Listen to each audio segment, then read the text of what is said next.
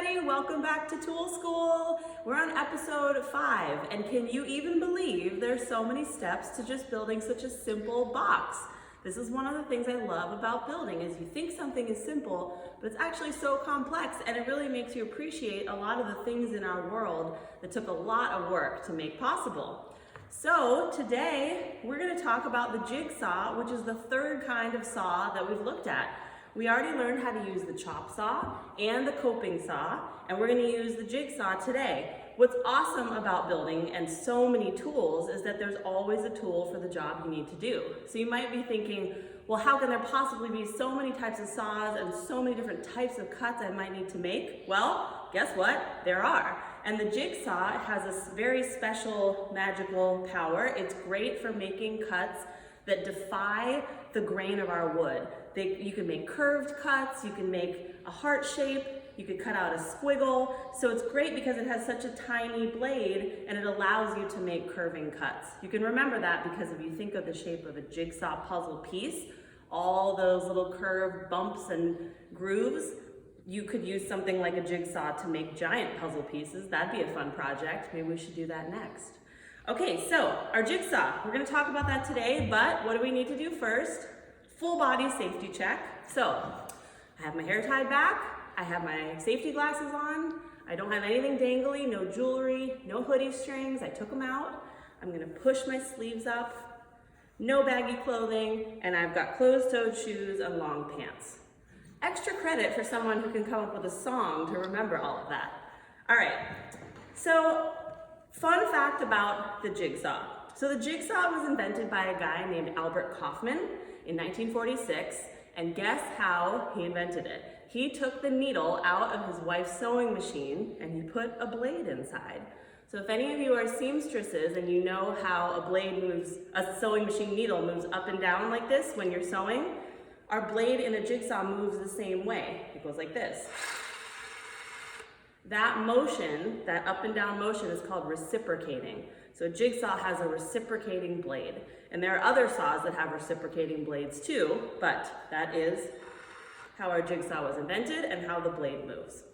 So a jigsaw, like I said before, it's kind of similar to a power tool version of a coping saw. It has a tiny blade and it's great for making curved cuts. It's also more portable than a chop saw. You could put it in your backpack or throw it in your purse. You can't really do that with a chop saw, so there are lots of advantages to a jigsaw. I also prefer a jigsaw that doesn't have a cord. I like a battery-powered jigsaw because if I had a long cord, and often the cuts I'm making with a jigsaw are like multi-directional, and I really don't like having a cord get in my way. That can be a huge safety hazard too. So, big fan of the battery-powered jigsaw. Okay, so come on in and we're gonna take a look at some of the parts of our jigsaw. So here's our jigsaw. Couple things happening here. This is our handle. And so if I'm right-handed, your dominant hand will be the hand that is around the handle. I also have my trigger here. And this is a trigger that's, if you pull it just a little bit, lightly, the blade moves only a little bit, very slowly. If I pull it all the way, it moves very fast, okay? So trigger is here. There's also a lock button, and when this button is pushed in, I can't pull my trigger. So anytime you store your tools, you should make sure that this lock is engaged. And then I unlock it by pushing on the underside. This flat part here is called the shoe or the foot. I've heard it referred to as both things. I'll call it the foot. And this is the flat surface that's gonna rest on our piece. It's like a ski. If you think about like when you're skiing, you want your whole ski surface flat on the snow. So this is what we want flat on our wood surface. Then we have our blade here. This is a special kind of blade. I'm gonna replace it in a minute and I'll show you what the top looks like. But the blade, I think this blade is about 1/4 of an inch. So it's pretty small compared to like the chop saw or other big power saws. And then I'll show you this when we start getting set up, but this top part is also important. It's very wide, right? It's like a knob surface, and this is where you're gonna put your non-dominant hand. This is really, really important that this is always a two-handed tool, okay? So we have our handle, we have our trigger, our blade, our foot, and and our top knob that we're gonna hold on to. Okay, so let me show you how this blade works. Most jigsaws these days have something called a T-shank blade. And that, I'll show you when I take it out. It's a great type of blade because it's really easy to insert and take out. So on this jigsaw, I have a release button right here. And if I pull this release to the side, I can now pull my blade out. See how that turned this top part right here, and it made it so that it aligned a slot, and then now I can pull the blade out. So that's the mechanism. Let's look at the blade up close. If you look at the blade, this is, like I said, it's called a T-shank, and that refers to the shape of this top part. It kind of has these little arms that look like a T. So this is a really, this shape and this type of blade works in almost all modern jigsaws. So I'm gonna replace my blade because it's a little bit old. So you can buy jigsaw blades usually in packs like this. Here it says T-shank. And different blades will have different teeth per inch. That's sometimes abbreviated as TPI. And if you think about, so this says 10 teeth per inch on my blades. You can get 20 teeth per inch, you could get 6. The more teeth per inch, the smoother your cut is gonna be. So if I had a 6 TPI blade, my cut would be a little bit rougher. But for jigsaw blades, this is pretty standard. Somewhere in the 10 range will give me a pretty smooth cut. So I'm gonna take a blade out of here. And, oh, come on. Okay. And then using that same mechanism, I'm gonna move my release all the way over. And then now I can insert my blade, and I'm putting it so that my teeth are facing forward, right? And I'm just gonna slot it in to that slot, push it all the way in, and then bring my release back. So now it's stuck in there, okay? So this is a really great quick release T-shank blade. Really, really easy to replace. And I like to just keep an eye on my blades. When they start to look a little rusty, I like to replace them. It's really helpful. The sharper your blade, the smoother your cut will be. Okay, so let's get set up to make our cut. What I want to use the jigsaw for our box is this special feature. So you actually could use your jigsaw to make your straight cuts, just like I did with the chop saw and then yesterday with the coping saw. But the jigsaw has an extra special functionality, which is if I want to cut a hole on the inside of my piece, I want to make a slot. I'm going to make this box into a donation box. So this slot, I don't even know how I would make this cut on a chop saw. I could do it on a coping saw. I'll show you how to do that later. But jigsaw, this is a great tool to cut shapes out of the inside of a piece. So this is gonna be the top of my donation box. I decided to make a donation box because, you know, as a nonprofit, you gotta make it easy for people to support you. So let's get set up to make our cut. Now, just like with the coping saw, we need to secure our piece to a table. We cannot, you will never, promise, pinky swear me, you are never going to hold a piece of wood with your hand and attempt to make a cut without clamping it, okay? So we're gonna secure our piece. I'm very lucky in that I have this great workbench and I have a vise, so I'm able to clamp it in a way where I can cut in the middle and it won't cut into my table. So I'm gonna just set my piece up like this. Remember our friendly quick release clamps. I'm gonna clamp one side, squeeze, squeeze, squeeze, squeeze. And then the other side, always have 2 clamps. Squeeze, squeeze, squeeze, squeeze. Okay, now you'll notice I did one important thing. I made sure there was enough clearance between where my saw is gonna go and where my clamps are. I don't wanna get all jammed up in there. It's gonna be like a traffic jam. So I may also get to a point in this cut where I have to move my clamps. That's fine too. But when you set up, you wanna just make sure you have enough breathing room for your jigsaw to get in there. Okay, so you're probably wondering, well, how am I gonna start this cut? I can't just jam my blade in there. So I'm gonna use a drill. We're gonna talk about the drill in a few days, so don't worry about all the intricacies of this tool, but I'm going to use a drill to just drill a starter hole. Then I'm going to take my jigsaw blade and put my blade in that hole and make my cuts. So I'm just going to do 2 quick holes here to get us started. Put them on the ends. Okay? These holes don't need to be perfect. We're going to cut them out anyway. Okay, so now why don't you come on in and I'll show you what my strategy is going to be here. So I have 2 holes, and my goal is to cut out this whole square.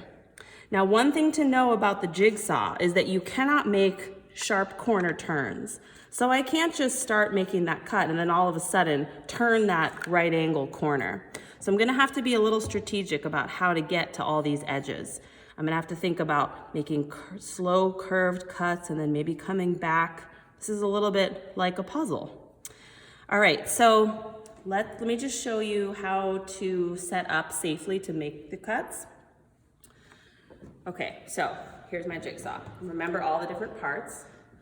When I get ready to make my cut, I'm gonna put my blade into the hole, and then I need to set up my body in a specific way, okay? So like I said, I'm gonna take my dominant hand. That's gonna be my hand that controls the trigger. I'm gonna take my non-dominant hand, and this hand is always gonna be on top. I do not like seeing my girls cut with one hand. That is not safe. The other reason to do this is that because your blade is moving up and down, it really helps to have a hand here to push down. Otherwise, it could be like you're trying to control a bucking bronco. It's like, okay? So, pushing down. And then the other thing I need to do is I need to find a position where I can see where my blade is and making sure it's aligned with my line. I need to be able to see that. If I'm way back here, I can't see anything. So I gotta like lean over it or find a place where I can see my blade. As I start making my cut, there's gonna be sawdust that's piling up. So sometimes I have a partner who can just be my sawdust blower, or in this case, I don't have a partner, sad for me. So I am going to just blow my own sawdust. But you have to blow your sawdust so you can keep seeing your line. Cool. Okay, so in a second I'm gonna start my jigsaw. I think that for this type of cut, your best bet is to pull the trigger all the way. The faster it's going, the smoother your cut will be, okay? So come on in and I'm gonna show you how I'm gonna make this cut. I'm gonna go all the way to this end and then I'm gonna come back. I'm gonna do a little bit of maneuvering here. So I'll just have you watch how it might take me a minute or two, but I'm gonna end up cutting this whole slot out, okay? Here we go.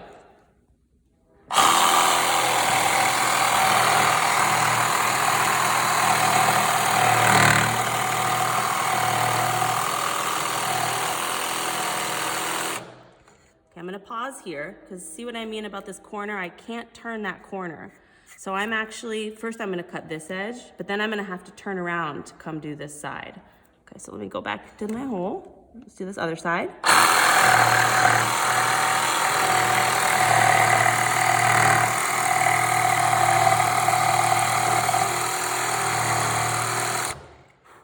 Oh, that wasn't that precise. I'm gonna clean that up.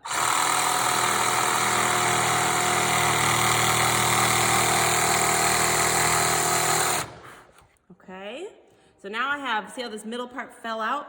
It was like losing a tooth. So now I gotta get in here, and to get this, I'm gonna have to get a little creative with my angles. So I'm gonna try to take half of it out. I did sort of like a 45-degree angle to cut that off. I'm gonna go the other way.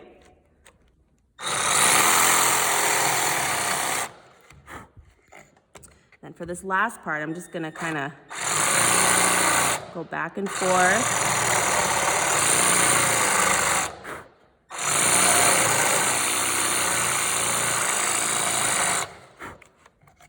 Till I get a mostly flat edge. Yeah, that looks pretty good. Okay, then I gotta get this side too, so I'm gonna turn my whole body and I'm gonna get this side.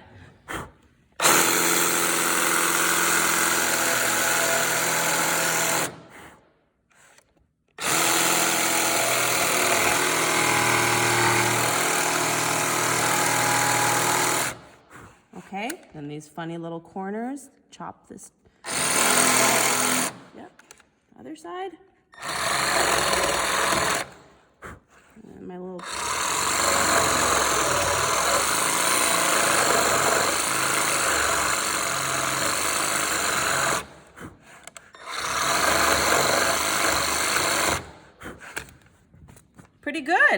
clean this little spot right here.